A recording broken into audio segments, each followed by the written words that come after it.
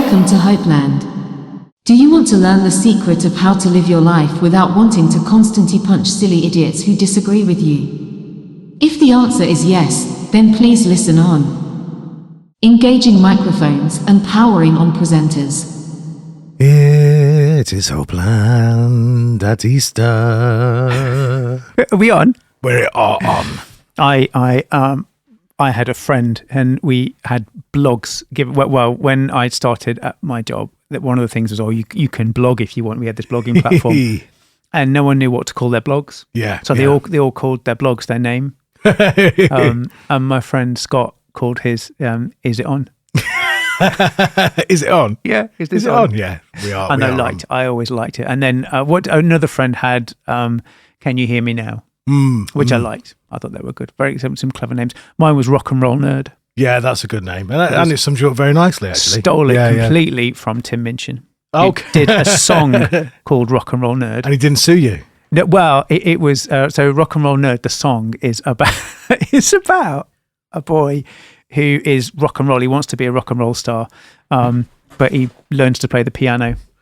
Oh, I do remember that song. And then it says something like a rock and roll nerd. He wants to be like a famous rock and roll star, but he's actually plays the piano. I liked Tim Minchin. I like that musical. Oliver, is it? No, Matilda. Matilda, yeah, he's very gifted. He's very funny. He once we saw him live, and there was a really, really big thing about kind of Islam. There's always a big thing about Islam. Right? Yeah, There's always the I'm not racist, but and there's always something big going on. But I remember there was a lot of stuff in the press.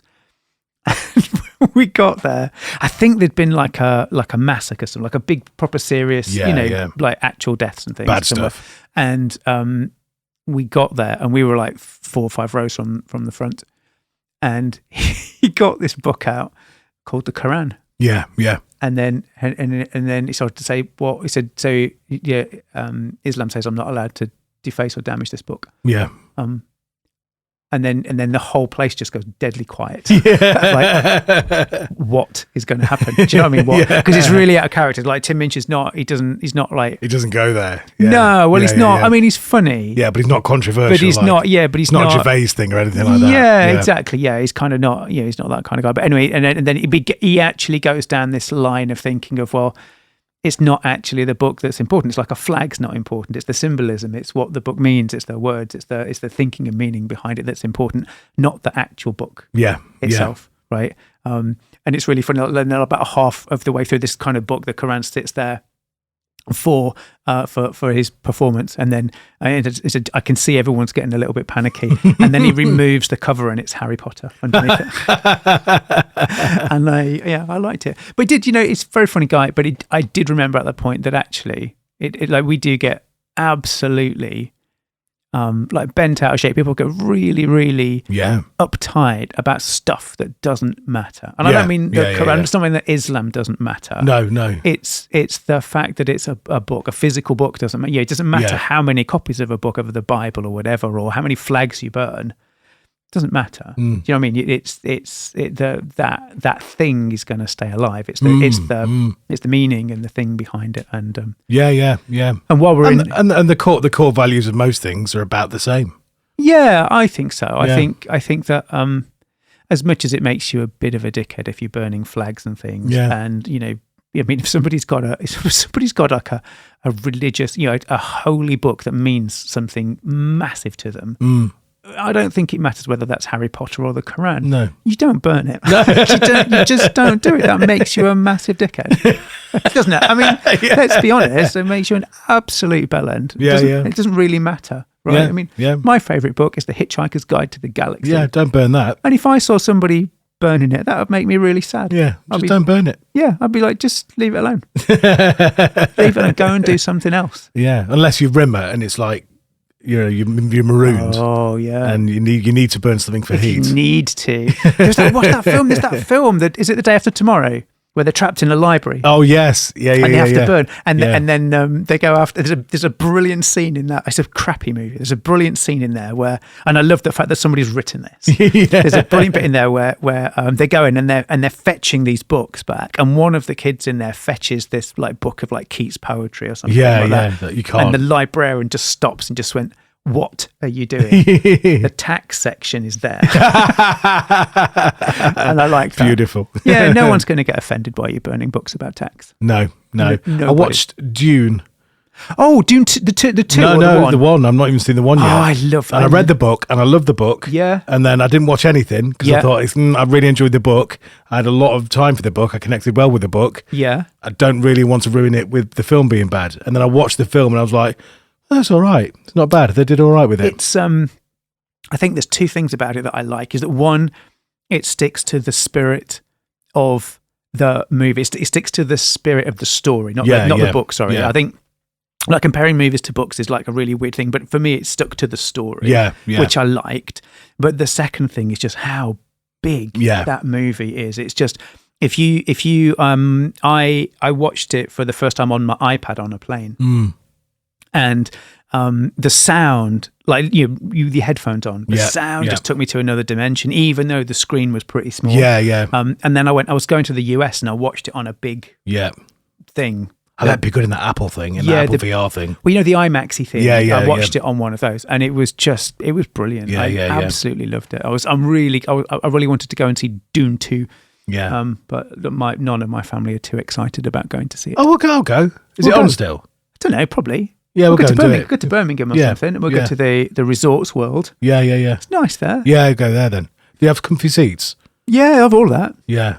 It's lovely. Yeah, do that. It costs like £1 million to go and sit and watch a movie. Yeah. Probably should introduce ourselves to the new listeners if there are any new listeners. I've forgotten who we are. No, it doesn't really matter. It actually doesn't matter this time. We're not very important, but I'm Chris. I'm Neil. And this is Hopeland. And this podcast is a knee-jerk reaction to our other podcast being cancelled. Spotify cancelled us because we were too big. Yeah, it's got too big. We were too we were a threat to Spotify, and so they were just like, nope, can't do it. Not having you around anymore. So now we're here instead. Yep, still on Spotify, but on the others, not exclusively Spotify anymore. No, that's true, and it's nice. Do you know what's really nice about it is that we've got absolutely no fan base. Like we used to do, the show used to be like about metal and stuff, and it was great, and we built up quite a following over the years we did it. Very few people have followed us across. Yeah. So like the listener numbers are kind of way back down in the we're starting again 30s and 40s again, and it's really weird. It feels kind of quite. But we've been able to update our Facebook page now. Yes, we've been able to update that, which means I've started to go and abuse. Winding people up. I have started winding people up. I like Easter for that, don't you? It's a good time of year to do that. Brilliant. The people, the gammons, the whole, everybody's taking Easter away. It's got to have Easter on there. And, eggs. Eggs. My favourite thing, one of my favourite comedy, or the favourite sets of comedy writers are the NewsThump crew. I think they have been. It was interesting. They've been around for a long time. Yes, yeah. And I think their output has been kind of up and down over the years. Like you'd expect with any comedy writing crew, right? Yeah. But I think the last 3 or 4 years. Yeah. Between that and Daily Mash, it's just been like, they're so good. But that's satire now, isn't it?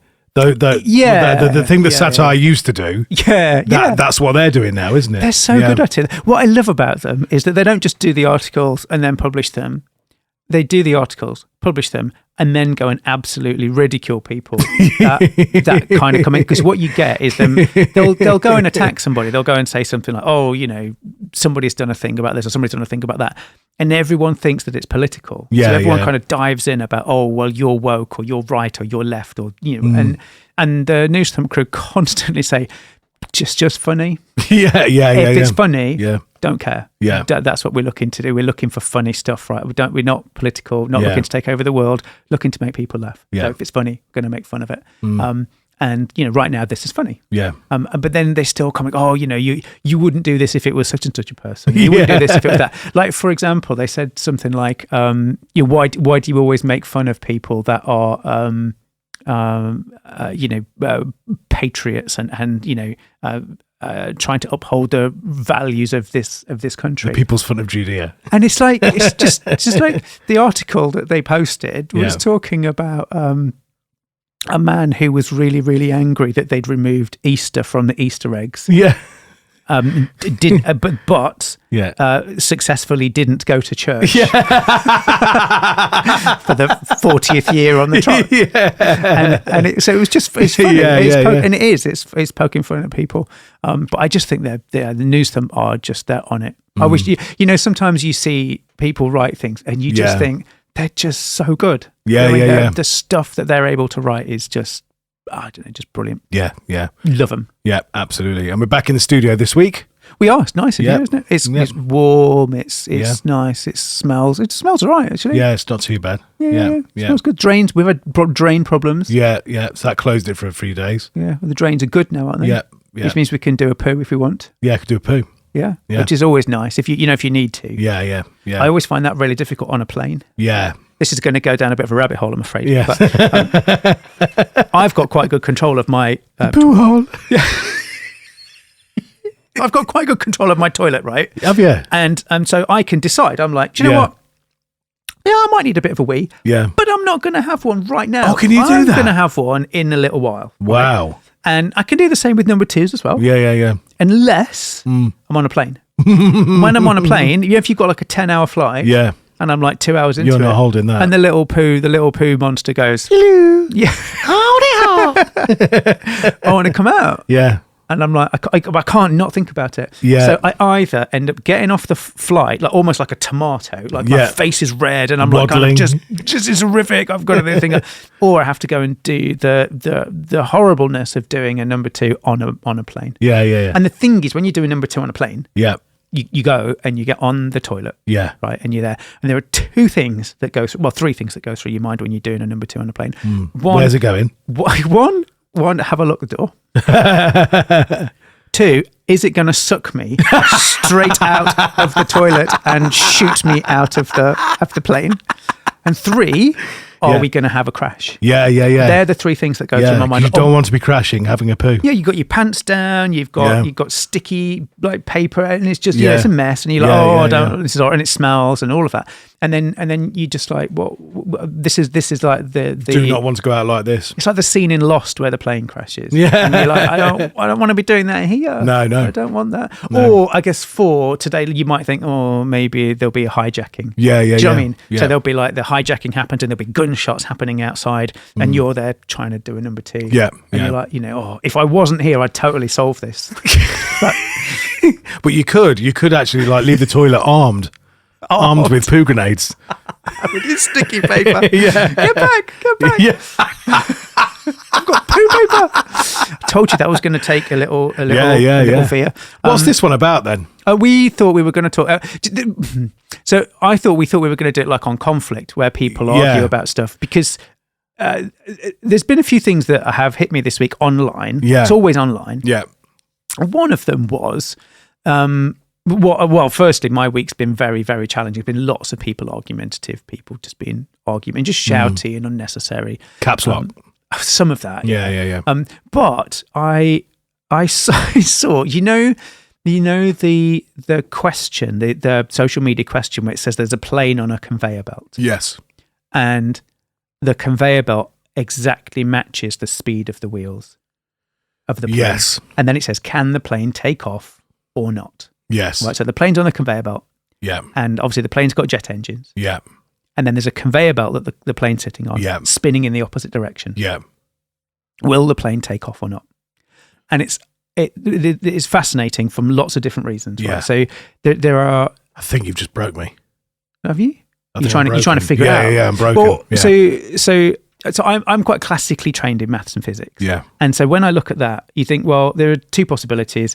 Either it can or it can't. Yeah. And it boils down to, do you believe that the plane's going to move or not? If the plane moves, it's going to take off. If the plane doesn't move, it's not going to take off. And that boils down to, do you think that the plane is going to, do you think the conveyor belt spinning opposite is going to have a negative effect? So is it going to apply a force on the plane or not. Right? So the plane's got wheels, and the conveyor belt's spinning the other direction. Yeah. So do you think that's going to apply a big enough force to overcome the power of the jets? Right. Yeah. Now, people have tested this and done all kinds of things, and that's not the interesting bit for me. Right.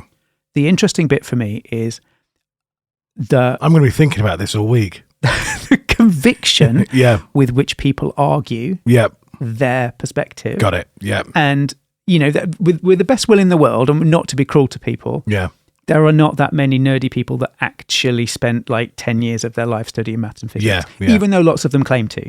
So loads of them claim to say, I'm a physicist, I'm a blah, blah, blah, blah, blah. And then when you ask them, have you published any papers? Well, what I mean is I read I read chapter 1 of Brief History of Time in 1990, right? So but as I was watching it, because it's been posted twice in 2 really big groups this week. And when you read it, there's no grey area from anybody. Nobody's saying, well, I'm not sure. I think maybe this or maybe that, or, what about this? What about, what I mean? There's none of that. It's just, you're an idiot. This is the right answer. And then they'll normally state something, right? So they'll state something like, I don't know, I grow peanuts, all right? And he's like, I once went to school and did a maths exam. So I know the answer. But what hit me with it was that conviction over something that they don't know. So it's not something they know. It's not a known, right? So it's not something that you could have been into a lab, or you could have, unless you've got a jet, you've got a 747 and a conveyor belt and you did it. Then you go in there with that kind of known conviction.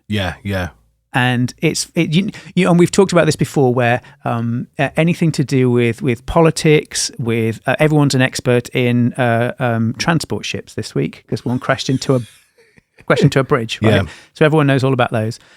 In November, when Artemis 2 launches, everyone's going to be an expert in rockets. And these people have this immense conviction. There's not a hint that they might not be wrong, and then they're prepared to go and fight. So these arguments kick off, and they're vicious. They start with, it will take off because of this, and then someone goes, no, it won't. You're an idiot. The conveyor belt's going to do this.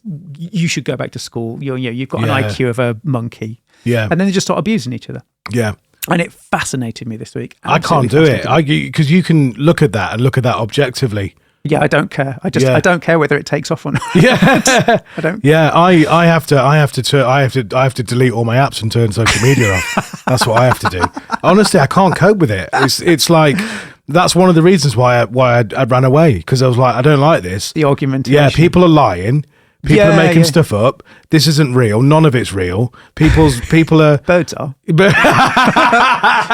established that last time. None of it's real. Everyone's going on there. And where I got to with it is that people go on and they put all of their negative things into that so that they can then go and have a nice day.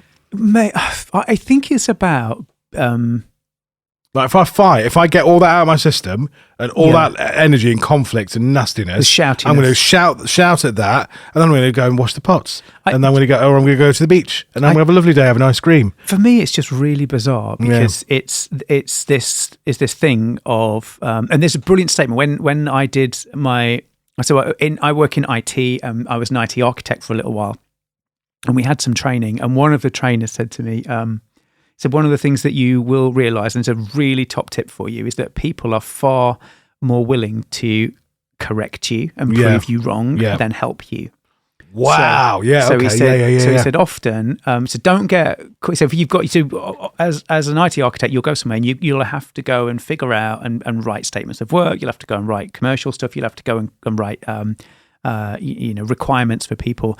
So don't get too caught up in whether they're accurate or not. Right? So you just write them. Write them the best as you can with the information that you've got, and then make sure you've got a robust review cycle. This is, and I promise you, if you go to people up front and say, hey, I need to know the right way to do this. You kind of get radio silence or a half-hearted answer.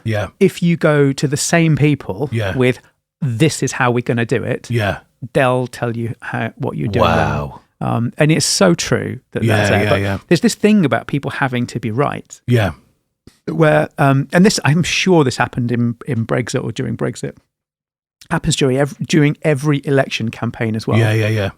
Where people are so like invested in their decision, but they make these decisions without thinking about them. So they make these decisions in the animalistic, the monkey brain, the system one thinking, kind of. We talked about Daniel Kahneman and system 1 and system 2 thinking.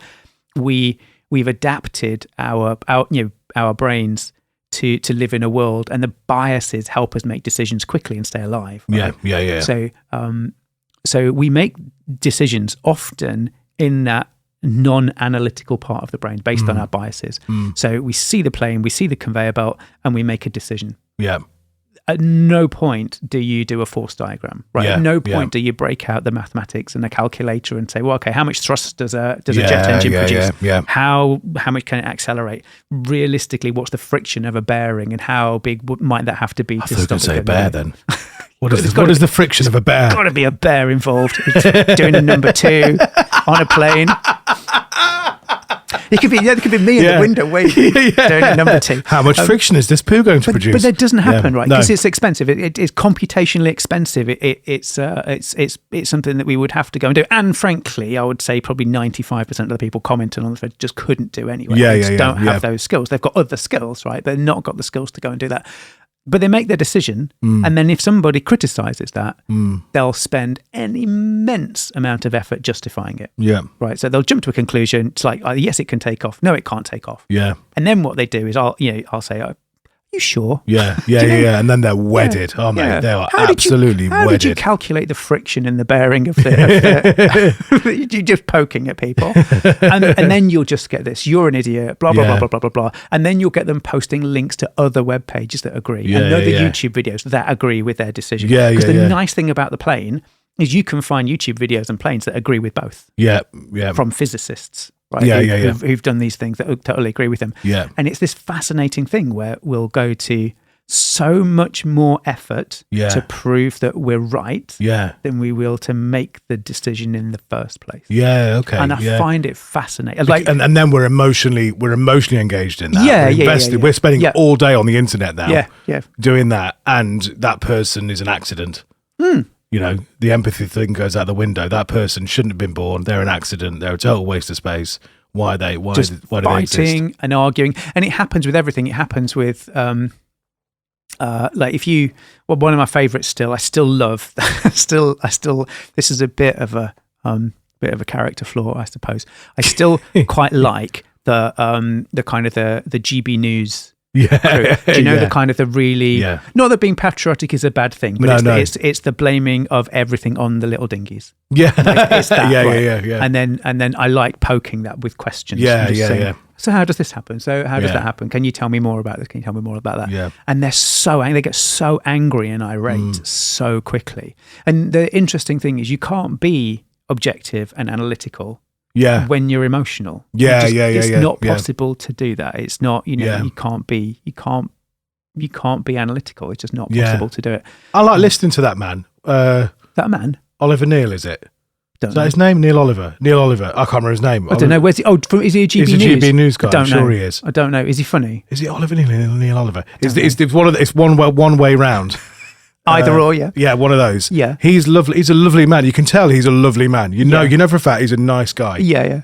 And you know, just not like dinghies. Yeah, no, but says things that I really I'd sit and listen to him and go, I really oppose what you're saying. I disagree entirely with what you got, but I'd love to have a beer with you, mate. I'd love to sit and have a chat and like get to know you because you seem dead sound. It's that ability. We've lost that ability, I think, to have different opinion. I had a brilliant meeting. This week for me has been really tough at work, but I had a brilliant meeting with my mate Matt.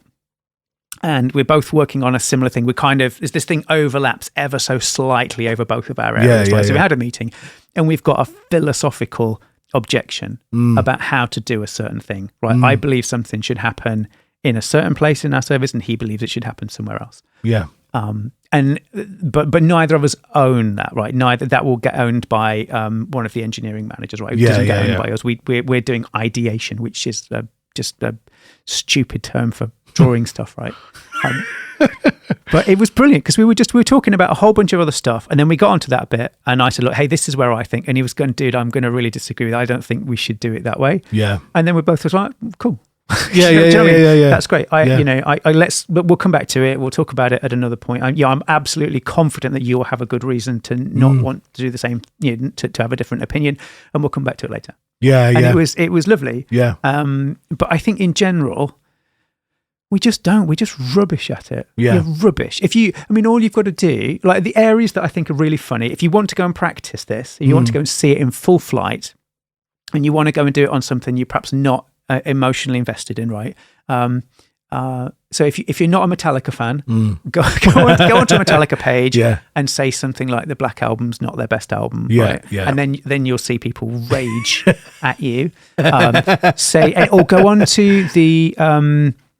You see, you used to be able to do stuff on like the Conservative pages and say bad things about Margaret Thatcher, but you can't do that anymore. Right. But if you go onto the Labour pages and say anything bad about Corbyn, or there's a couple of other people as well. Anyway, if you just go on there and poke a little bit, they'll just savage you. Absolutely. Yeah. But you can see other people doing it, or the GB News stuff as well. That kind of. But you need to pick. I think you need to pick something that you're not.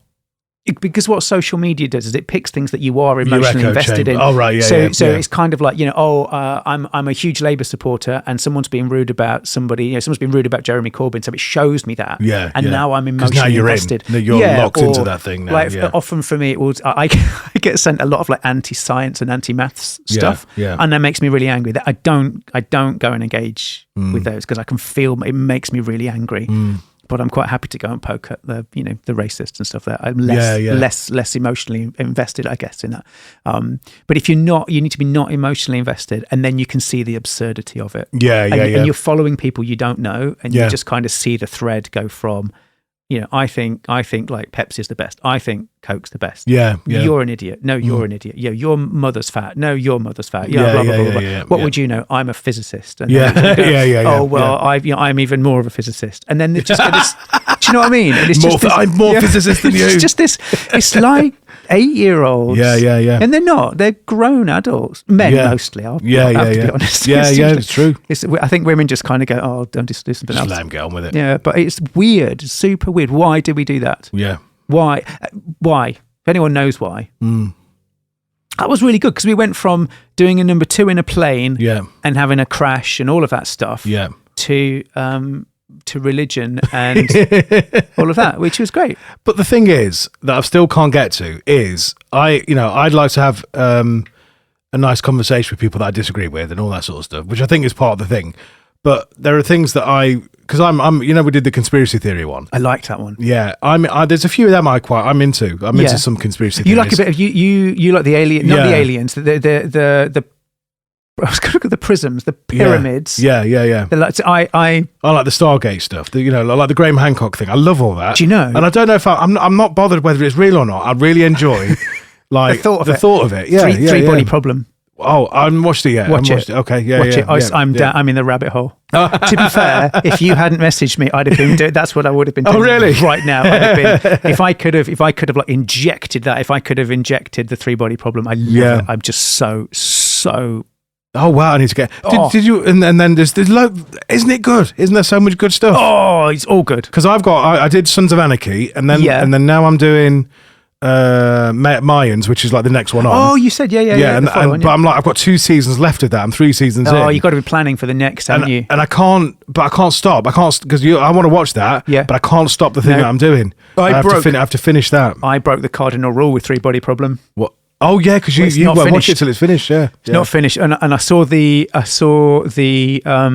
trailer for it, and I thought, that's just got my name all over it. and then a couple of friends, like kind of physicsy, mathsy friends, just said, "You got to watch it. Wow. You've just got to watch it." Right? It's just brilliant. It really is brilliant. Really nerdy. Yeah. Aliens. It's just everything you like, everything you need. It's all there. Yeah, I'm on it then. It's not quite. I mean, it's a bit dice. It's a bit. It starts off like kind of okay. It starts off gritty, and now it's getting a bit dark. It's just brilliant. I need to get on that then. So you into? Yeah, I'm into the aliens thing. I'm into lots of that. And there are people that are like, oh, it's all nonsense. Why can't we just be nice? That's the one for me. Why can't we just why can't I disagree with David Icke?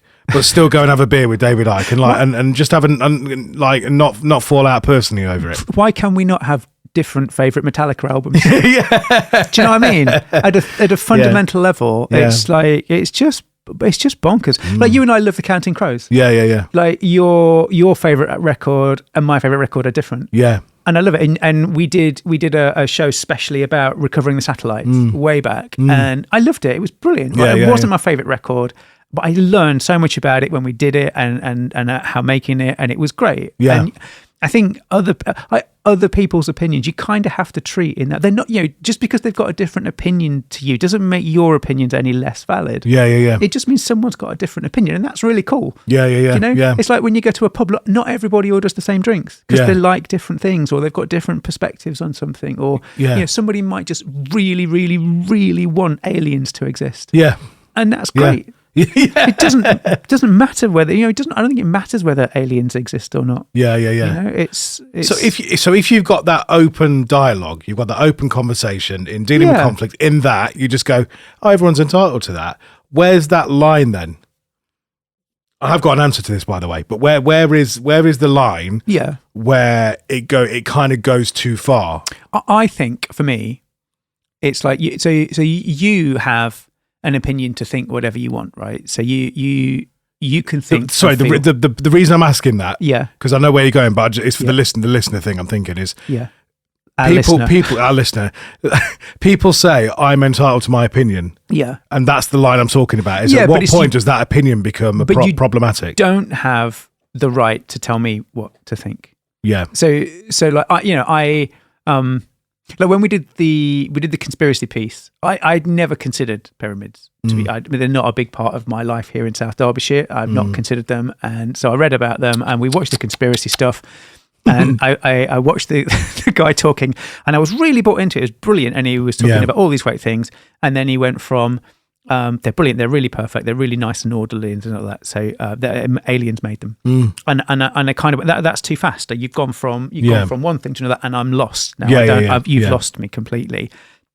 It's not that I kind of thought, oh, you're wrong, you're an idiot. I just thought, I don't, you know what I mean? You failed, the burden of proof was on you to convince me. Yeah. And you failed with that. So I'm still thinking that it was just some dudes with chisels. And I'm good with that, right? Whereas you kind of were like, actually, I think there might be a bigger race here. There might be something more to this, right? Yeah. And I just think that's cool. Yeah. You know what I mean? I kind of think that's super cool that it doesn't matter, right? Like, the fact that you have a different opinion, I just think it's really cool. Yeah. But what you don't have is you don't have the opinion to tell me that I'm wrong. You can't say, hey, you are wrong. It's not dudes with chisels. It's aliens. Just the same way as because you think that it's not, because you think it's dudes with chisels, you have to die. You shouldn't exist anymore.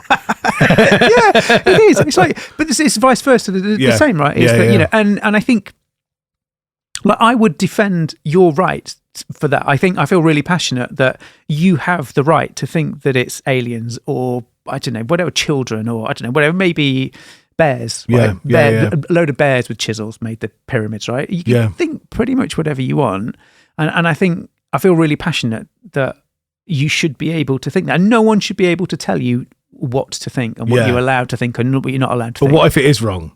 Doesn't matter. I mean, let's be honest. It just doesn't matter, does it? It's that's the whole point. Unless, because that birds aren't real thing, that's gone. We're dialing back into that other. Listen to the other episode called Conspiracy. It's a good episode, isn't it? Conspiracy Theories. I like that one. It's good for it. There was this one bit we did about the Birds Aren't Real campaign and that group that existed, but what spurred on because of that is there are now even though they've come out and said even though they've come out and said, like, we kind of made it up, you know, we were doing it as a bit of a thing, you know, to get people really questioning the conspiracy theory stuff, but it's too late now. There's people that have that belief system embedded, and they can't be told that they're wrong, but that's the point. That's what I'm getting at. I don't think that's okay. I think if you are wrong, like, you need how do you do that? How do you do that in a way that's, you know, we're really bad at it. So when we teach, one of the things I teach, I don't do that regularly anymore, but we teach critical thinking, and one of the things that I always go on about, and they're like, oh, stop talking about it, but it relies on you. It relies on two things. It relies on first of all, you genuinely believing that you're wrong, so that you can then form a fresh hypothesis about a particular thing. Yeah. Because if you enter into if you're attempting critical thinking exercise about a particular problem, and you go in thinking you already know the answer, not critically thinking, right? You've already got an answer, and you're just looking for biases to go and solve it. So you have to start with that one thing. And the second thing is you have to be willing to change your mind. Yeah, okay. And we're terrible at both. Humans are awful about it. It's a really interesting skill about understanding your biases. So knowing what you're like, my bias, I'm really biased, really pro-science, really religion doesn't mean a great deal to me. I think that, I don't like woo. I don't like anything that's kind of not, that I can't test and I can't understand. I can't go and look at the fabric that makes it up, right? If I can't go and do that, I just think it's woo and it's rubbish and it's terrible. Yeah. And they're biases for me. So that means angels and witches and dragons and all of that stuff. It's just total woo and I don't believe in it. Yeah. Whereas if I was doing critical thinking about a particular thing, I'm really aware they're my bias. I am really, like the GB News crew are biased against little dinghies. I know that I'm really biased against those things. So I know if those kind of items, those things are coming up within the data that we've got to go and analyze, I know I'm really likely to either ignore it or bypass it or skip it. And I know I've got to not do that. But it's a thing you kind of have to be trained. Some people are really good at it, but most people have to be trained to do it. And and you have to go and spend quite a lot of effort understanding yourself and your biases because they're all different. You can't just go to one person and say, "Oh, here are a bunch of biases. This is how it works." Don't do these things. It's a really personal thing that kind of built on your life and your experiences. But if I get it. I'm totally with you, but you're definitely wrong about a thing. Yeah. And because I'm programmed to enjoy correcting you. How do I do that in a way that isn't confrontational, that doesn't cause conflict, but also plants that little seed of doubt in you, that you can then go away and confront those biases because you're not going to be told what to do because you're wedded to it. It's not going to happen. No one likes being told what to do. No. The way they teach you to do this, and it's not always that successful, is to ask questions. It's to I forgot the way they talk about it, but it's essentially like they call it like walking back the path, right? So you're just kind of asking questions. So like in the case of the dinghies, right, you would say, well, okay, so there's a problem with immigrants coming in the dinghies and that's why the NHS is overloaded, right? And they go, yeah, that's the problem. And you go, well, how many dinghies, how many people have come into the country? How many people have come in? And they'll run off and they'll find you a figure and it'll be like 300,000 people. So it's you have to work people through it then. Yeah, and then you go then you go, okay, well, how big's the NHS queue? The NHS backlog is 1.8 or 9 million. Yeah.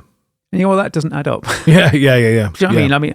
And you'll get cognitive dissonance and they go, oh, well, that's what the government tell you. And blah, blah, blah.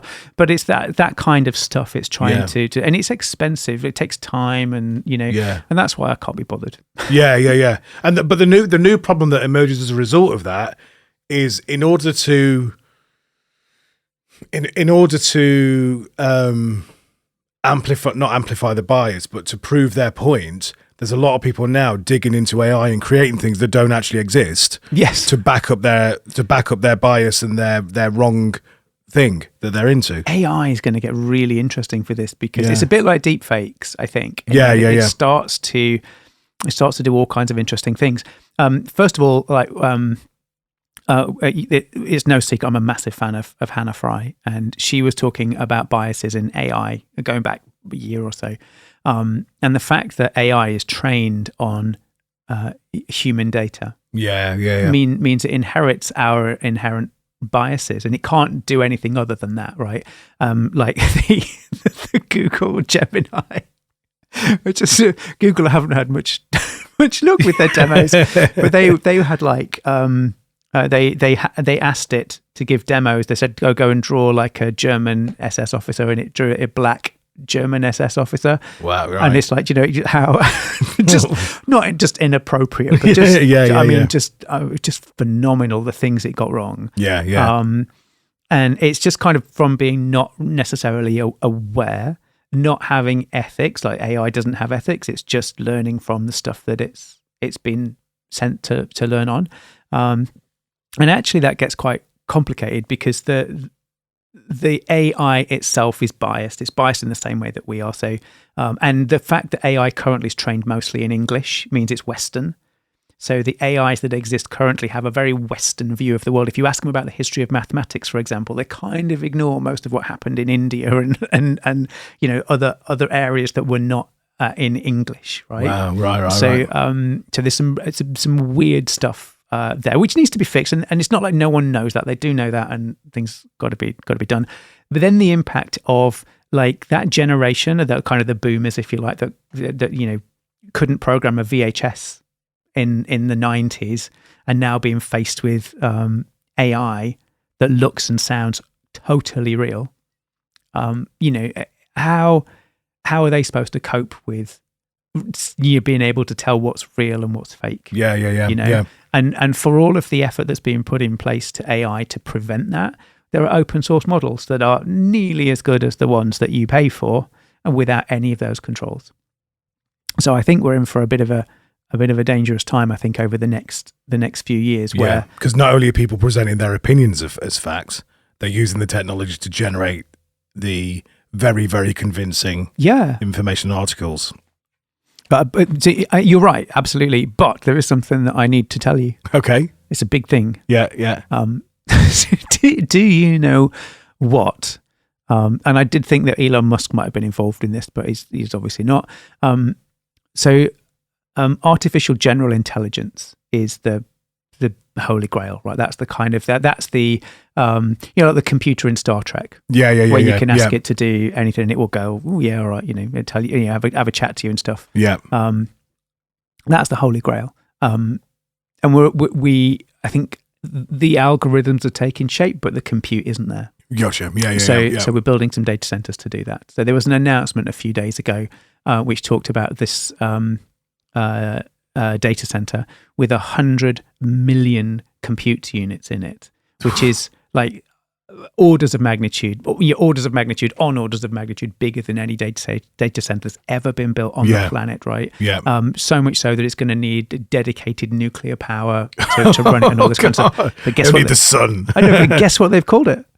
What? Stargate. Oh, that's the best thing ever. And I just listened to the I thought I didn't stop. I was like, it's just kids, isn't it? Yeah. Children. And I just loved it. But I just bring it.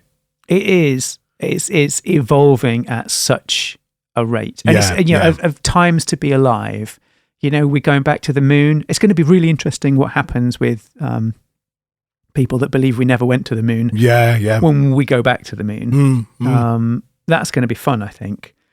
But that's November, which for me is that's probably the most exciting thing in my life, in the whole history of me being alive. Obviously being into science and maths and stuff. Actually putting humans back on the moon. Yeah. Is just phenomenal. That happened 60 years ago, nearly 60 years ago. Yeah, I mean, 69 was when we first went back. I can't remember, the last one was like 70 something, wasn't it? It's been a long time since we put people on the moon, and I'm dead excited about that. But that's happening. But then with AI running around in the background, kind of just building and doing its thing. Apple have got big announcements in June for AI. Google are still doing, trying to develop as quickly as they can. You've got kind of Microsoft and OpenAI doing their bits as well. It's a phenomenal time. You have so much stuff available to you, and so much amazing tooling to go and do things. But I worry a little bit that it, like you mentioned, it's going to get used for the wrong reasons to convince people. So as, for example, we go through, it's going to be fascinating as we go through the general election. I think, I'm not sure when, there's talk of either May or September, isn't there? I think. But, but whatever happens to that, I think it's going to be brutal. I just think it's going to be an online battleground. It's already happening. It's already the seeds being planted. You're looking at some of the press releases that are coming through, and some of the official statements that are coming, and it's like it could be NewsThump. You know what I mean? Yeah. No, I get it. It really is like, oh no, that's not satire. That's real. That's real. Yeah, it's phenomenal. I think it's and it's hard to know what to believe. Is it the Labour logo? The Labour leaflet came through the other day with a big kind of flag on the top of it, and it was I proper double took when I got it. I thought, is this? Do you know what I mean? Is this a kind of a reform? Is this from somebody else? Is this somebody pretending to be? Do you know what I mean? Yeah. And it's that kind of huge distrust of stuff. But yeah, I think it's going to be a really, really interesting time. As we go through there, while we learn to navigate this this new world and learn to tolerate each other. I mean, it's fascinating. Online, I've got a huge number. I don't know. Probably the vast majority of my friends online are like I would say on the Labour side rather than the Conservative side. And a few of them have got little groups, right, where they kind of all get together and they have their post memes, right, post kind of anti-Tory memes and stuff. But it's fascinating that it's like it's not.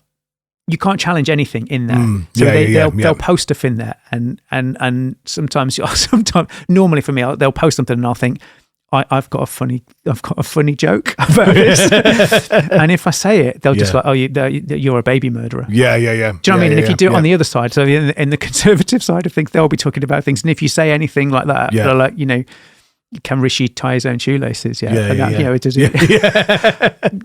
mean? It's it's the vitriol that's kind of sent. You can't have a different opinion. And I think while it's like that, we're kind not doomed, but we're not in a good state to progress, are we? Do you know? No, absolutely not. But we had. I mean, I said earlier I've got an idea about this, and the answer was developed shortly after the Second World War. Yeah, and that is the United Declaration of Human Rights. Yeah, as a toolkit. Yeah, and a bit of a kind of crib sheet. Yeah, as a kind of how to be and how to behave and what to think. How not to be a knobhead. Yeah, it's pretty much got it. It's pretty much there, and that was developed in the early late 40s, early 50s, I believe. Before Facebook, then. A little bit before Facebook, yeah. But I think sometimes you have to go back, and there's a lot of that. When you read stuff that's from that era, and you go, oh no, everything's moved on a bit now, and you kind of look at that and go, it kind of hasn't. Philosophically, probably hasn't. But it's interesting. Philosophically, a lot of the politics hasn't either. So there's very, very few new things. There's kind of capitalism, communism, and then you've got that kind of the kind of right and left. And if you go and look at that across the Western nations, they're all basically the same. It's kind of the right talking about immigration and dinghies and and foreigners, and the left kind of leaning more towards socialism. And then you've got communism in the Soviet bloc and in North Korea. And then you've got capitalism in the Western world. And their ideologies, they're as much as the execution of those and the propaganda of those has moved on. But the language is different, but the ideologies remain. But even then with the ideologies and with that, what you're faced with is knowledge and facts and ideas and about the world and about the way things work. And actually, we become so obsessed with knowledge and facts and ideas about the world and ideologies that actually the values have taken a back seat. Yeah, and I think the answer to a lot of these problems and how to resolve conflict is to forget about the knowledge, forget about the facts, forget about the ideology, forget about all that stuff, and actually just act with particular strong values. It's empathy, isn't it? Yeah, we talked about this before. If you empathize with people, and you can empathize with people, that kind of solves almost every problem that exists. You don't necessarily need a big list or a framework to engage with people. If you empathize, you think of them as they're other humans. They're mums, their children, their mothers, their daughters. If you realize that they're other humans with thoughts and feelings just like you are. Yeah. And you treat people like that. Yeah. Most of the problems just disappear because you wouldn't go and abuse somebody online. You wouldn't do it in the street. Yeah. And we came to this conclusion in the last episode that you should talk to people and treat people as if Mike Tyson was about to punch him in the face. Yeah. And I think it's true here. I think it's absolutely true here. You wouldn't let's say Mike Tyson felt that the world's problems was down to dinghies and boats. Right? He felt that it was all down to little brown people in dinghies coming into England. That's the whole problem with the world. You wouldn't go up to Mike Tyson and tell him he was an idiot because he'd punch you in the face. Yeah. But the flip side, we're not very good at having, we're talking now about us and having a disagreement with somebody else. Yeah. But what we're also not very good at is people having a disagreement with us about something that we think. And there's that thing where I had a disagreement yesterday with somebody. And what was it about? I can't remember, but it was but it was a situation where I was then worried that they thought I was a bad person because I just, do you see what I mean? Yeah. And it was just it was about the thing because we have those skills. It wasn't about me and them. Yeah, it was about the problem about that. Yeah, and because we've got those skills, it was fine. But there were still bits in my brain going, he thinks you're a baby murderer. He thinks you're a bad person. He thinks this. He thinks that. He thinks the other. Yeah. And I think that resilience skill in being able to go, hang on a minute, this isn't a personal thing. This is about Metallica's album. This isn't about me and about them. This is about the thing, and that thing's got good things to it, and so was that, and so was that, and so was that. So all we got to do is agree. The shades of grey, isn't it? There's always. I think, and I can't remember. There's a brilliant quote which says, "If you think at the moment you think you understand something, that's the problem." Right? Especially if it's about people and humans, and you're trying to make a decision. If you think that's like night and day, easy peasy, immediately you think that you haven't understood it. Yes. And I think that's probably, I mean, if we apply that back to all of the things that we've talked about, if you apply that back to the plane trying to take off, right? If you think that it's just a binary, it's so simple, you've not understood the question. Because there's clearly other people that are either confused or have thought about it in a different perspective from you. If you look at the dinghies, I mean, as idiotic as that is, that might, I think I'd be open if somebody said, "Oh, yeah, actually, here's the problem, and here's what the issue is." You kind of have to be, open to that kind of stuff and treat the people with empathy and to, do you know? But it's not the versus thing. It's not. No, it's about the thing and just talking about whatever the thing is to get a shared understanding of it. That's it. The answer is getting that shared understanding. But it's that for me. It's that it is very much that. That binary view that you typically only get to with your biases. Yeah. Right. Your biases will give you this is the answer. That's the answer. This is you know what I mean? And then that's, I'm done now. I'll go to the pub. Yeah. Well, I've solved that. Moving on. Yeah. And I think that maybe you're going into the shop to buy a chocolate bar, right? And your biases will go, I want a topic rather than a Twix. Done it. Right. Yeah. Analyzing a topic in a Twix, and that's pointless. Yeah, probably. But there are some things where, if you're about to go and start fighting with somebody online, then that might be a time to have a think about it. Do you know what I mean? Though? Yeah, it's that, isn't it? It is to a degree. But I genuinely think this stuff is. I mean, you've talked about this all the time, and it's that empathy. It's about people engaging with people as people, rather than others, or rather than an icon, an icon on a screen, or just an account on Twitter or whatever.